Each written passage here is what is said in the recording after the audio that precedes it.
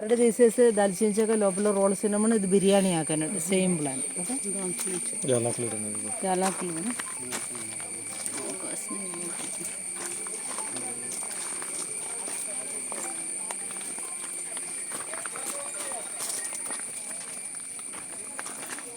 రండి ఇది అగస్త్య తులసి అంటారండి రెస్పిరేటరీ ప్రాబ్లం ఇప్పుడు మనకు కక్కులు ఉండేది స్నీసింగ్ వాసింగ్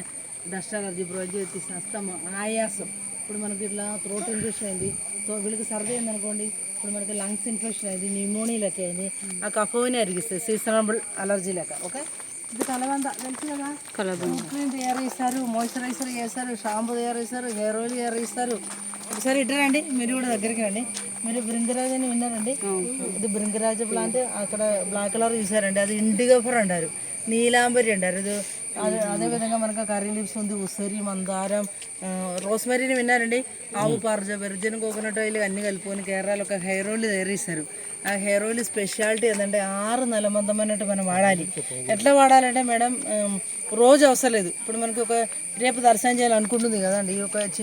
ఒక బౌల్ పెట్టండి కొంచెం నూనె పోసుకోండి ఫింగర్ టిప్ తీసుకోండి ఇప్పుడు మనకు స్కాల్ప్లు మాత్రం చేయండి ఇట్లా పెట్టడం అవసరమే లేదు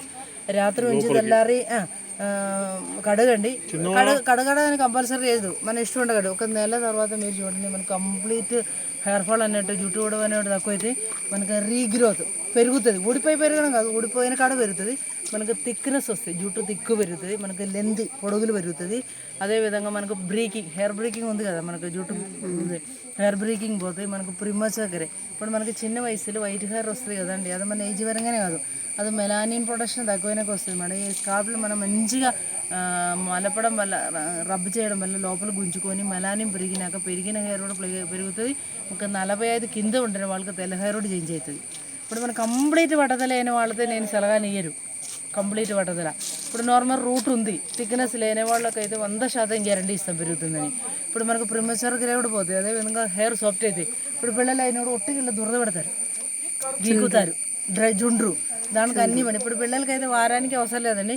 ఆదివారం ఎప్పుడో ఒకసారి పొద్దున పెట్టి 1 గంట సప్పు ఉంచినాక పెద్దవాళ్ళు మీరైతే వారానికి 2 రోజులు 6 నెలల తర్వాత కోర్స్ అయిపోతే స్టోప్ వేసుకొని కొబ్బరి నూనెతో వాడుకోవాలి ఇప్పుడు ఈ రోజు మనం పెట్టి రేపు దర్శనం చేశారు షాంపూతో మళ్ళీ నూనె పెట్టడం అవసరం లేదు నార్మల్గా కొబ్బరి నూనె పెట్టుకోవచ్చు అన్నట్టు కేరళలో ఫేమస్ హెయిర్ ఆయిల్